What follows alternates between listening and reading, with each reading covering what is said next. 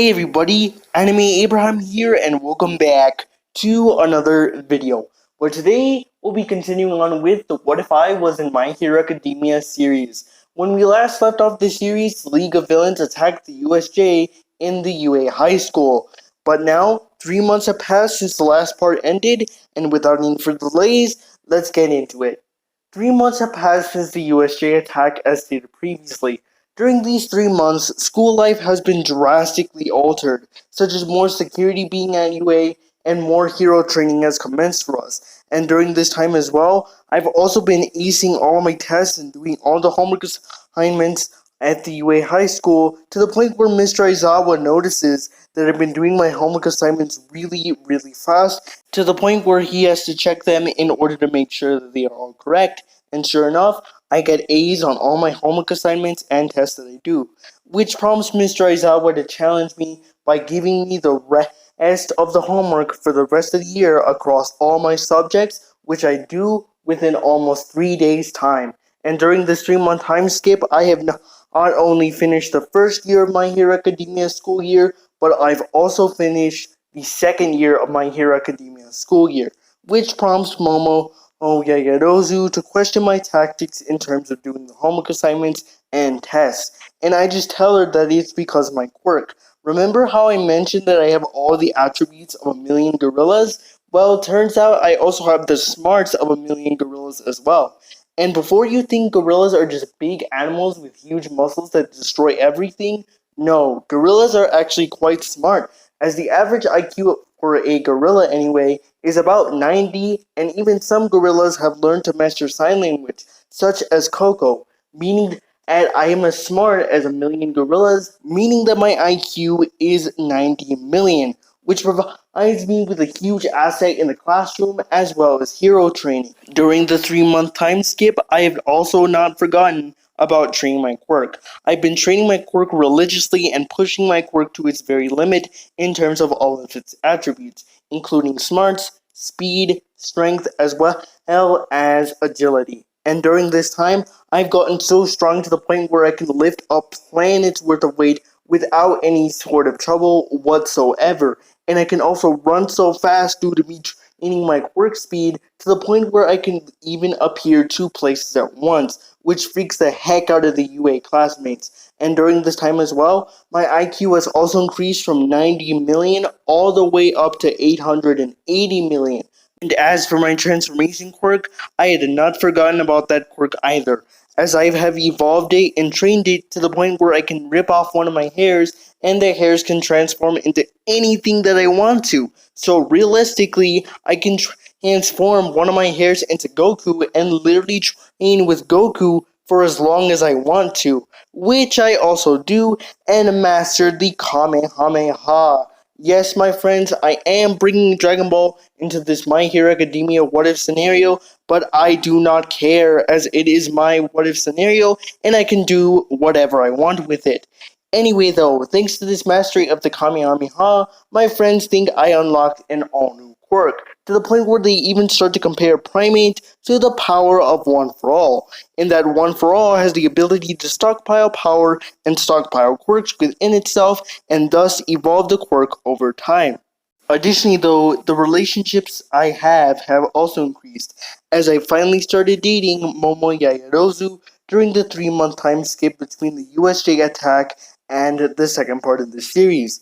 Anyway, though, when I first started dating Momo Yayarozu, I wasn't really sure how she would react, but she reacted quite well to it, as she reciprocated my feelings first before I reciprocated my feelings to her. Additionally, though, I finally met her parents, thus resulting in a Beauty and the Beast-like situation, which often results in Uraraka, Shuyu, and even Jiro making fun of Momo Yayarozu by singing the Beauty and the Beast theme song. Now that the sports festival is coming up, UA High is preparing for the sports festival. Alright, now it's time for the sports festival. The sports festival goes drastically different compared to how we did in the initial canon of My Hero Academia, simply due to my presence and Deku's increased control of his quirk. During the 3 month time skip, Deku is focused on mastering One for All full cowling that he used in Season 2 onwards, meaning that Deku now has one for all full cowling in the season 1 era of My Hero Academia. Additionally, he can also use it at a much higher percentage compared to the Deku from season 2, season 3, season 4, and even now in the season 5 era of My Hero Academia. Now he can use one for all full cowling at 50% of its full power without any strain whatsoever. This drastically impacts the sports festival as Deku is easily able to ace through all the events without any trouble whatsoever. The teams in the cavalry battle remain largely the same as it did in canon, except for Deku's team. Deku's team has me in it as well as the other characters that were on Deku's team during the cavalry battle in the initial canon of My Hero Academia. Because of this, we are able to ace through the cavalry battles together at the sports festival and thus win the cavalry battles together as one force. Monoma also is there to talk trash and eventually copy people's quirks. I eventually start to get annoyed with Monoma, and during one of the cavalry battles, I often use my punches in order to disable Monoma so that way he cannot copy my quirk. Fortunately, though, he cannot copy my quirk because, according to him, my quirk is a blank. If you don't know what I mean by blank, I'll briefly explain it. In Season 5 of My Hero Academia, Monoma tried to copy Deku's quirk One for All, but he could not due to Deku's quirk being a blank. This is due to the nature of the quirk. The nature of One for All is that it will stockpile power over the generations, and since my quirk stockpiles power and has unlocked more and more quirks over the months that I mastered it, and even over the years that I mastered it, it makes it a blank quirk, as it not only gives me the attributes of a gorilla and the physical strength of a gorilla and any other attributes of a gorilla, but I have also unlocked all sorts of new quirks that make this quirk a complete and total blank. This works out great for me as I'm easily able to defeat Monoma and his team during the cavalry battles, which stops Monoma from talking trash about Class 1A, at least for a while.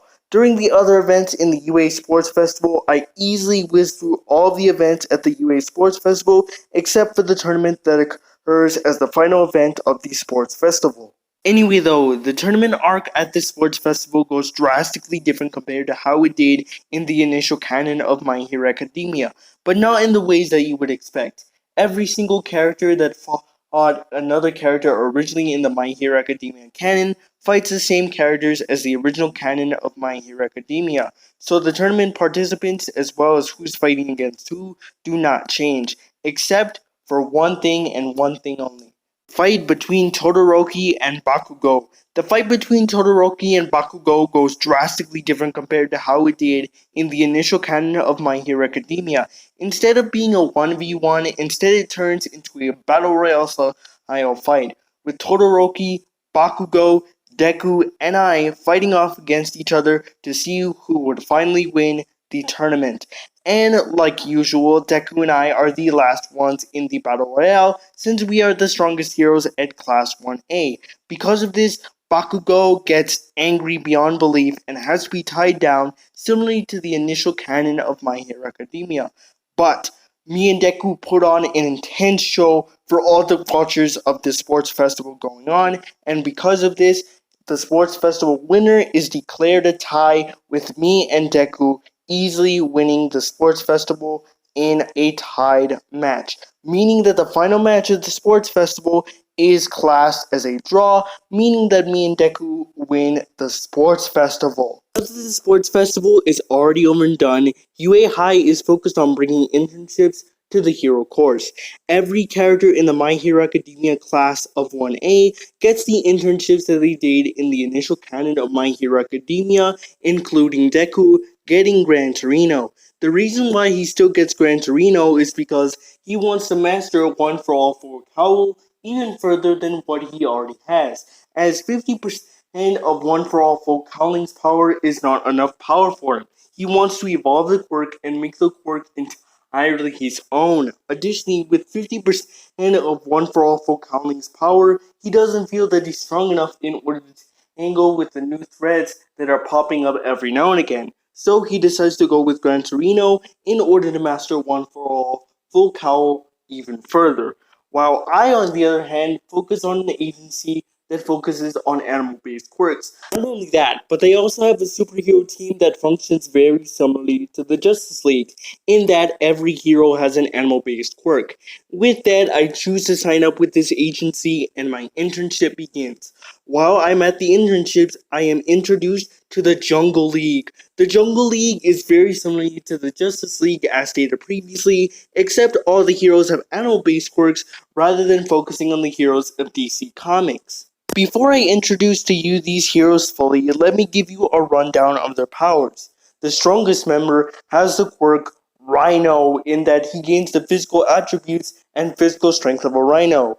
The female member has the quirk Panthera, which gives her the speed, the strength, and all the physical attributes of the genus of animals known as big cats, i.e., jaguars, leopards, panthers, etc., and even lions and tigers belong to this genus. So you could imagine that she is a very, very strong hero. The third hero on the team has the quirk Snake. Snake allows the user to gain the physical appearance of the snake as well as the physical attributes of the snake. This quirk has multiple variations and mutations. The variation that the Jungle League member has is the variation that fuses a king cobra and a Burmese python together. With that, he is able to constrict his foes, and if he's unable to constrict them, he is able to spit on them and use corrosive saliva in order to melt away the threats that invade the city or home. Another member has the quirk Eagle and looks suspiciously similar to Fukikage Togogami in terms of facial structure and in terms of power. I even ask him if he's related to Tokogami or knows him, and he responds that he is his big brother, meaning that his brother has the quirk Eagle and Fukikage Tokogami has the quirk Dark Shadow and his crow-like appearance. Because of this, I immediately bond with the Eagle quirked member, and we eventually become good friends due to us being related to Fukikage Tokogami. And my relation to him is that he is a friend of mine, and his relation is that he is his brother. If you're wondering what Eagle does to this Eagle quirk hero, it does exactly what you would expect it to. It gives him the physical attributes and the physical appearance of a bald eagle. Right, now let's introduce these heroes fully. The hero with the rhino quirk is named Echo Fujiwara. The female member with the quirk Panthera is named Nikoto Leo. The hero is actually a hero from the Hero Exchange program in that he's actually from America and his name is Sam Magisters. And finally, the Cobra based hero is actually also from the exchange program and his name is Justin Constrictor. If you're wondering what my name in the My Hero Academia universe is, it's Aburahamu Kongu. Anyway though, the internships go smoothly until the Camino incident. The Camino incident occurs very similarly to how it did in the initial canon, with the army of Nomus coming to invade. But who is the leader designing and leading this operation? Well, Dabi of course. After the death of Shigaraki at the hands of me, Dabi was motivated to train and he's now currently evolving his quirk at a crazy fast rate. Because of this, Dabi is much stronger than Shigaraki ever will be, and thus the Camino incident is much harder to stop than the initial Camino incident in the canon of My Hero Academia. Fortunately though, thanks to me evolving my quirk along with the Jungle League's combination of quirks, we are able to stop the Camino incident before any Japanese-based heroes arrive, and thus we are able to save the city and country of Japan from the League of Villains rule, at least for a while anyway. Though, now that the internships are done, it's finally time for the UA Quirk training arc. The UA Quirk training arc goes drastically similar to how it did in the initial canon, except for my quirk training. My quirk training is pretty much the same training that I've been doing, in that I mainly just do push-ups, sit-ups, and various other workout exercises to enhance my quirk in order to enhance my strength, except for the incident in which the League of Villains attacked. Now that a month has passed, Dobby as well as the League of Villains have finally regrouped, and now the UA Quirk training arc attack is upon us. This incident in the League of Villains history goes drastically similar to compare to how it did in the initial canon, all except for one minor change. The minor change being that Momo Yayadozu gets grievously injured due to her having the unfortunate fate of encountering a Nomu. This makes me furious to the point where my strength increases 100-fold, to the point where I can even cause the earth to shake with just my step alone. Dobby then feels the earth start to tremble like a leaf, the tremors growing more and more powerful with each and every step I take. Dobby then stops to think about his actions, and then all of a sudden, he hears a mighty roar in the distance.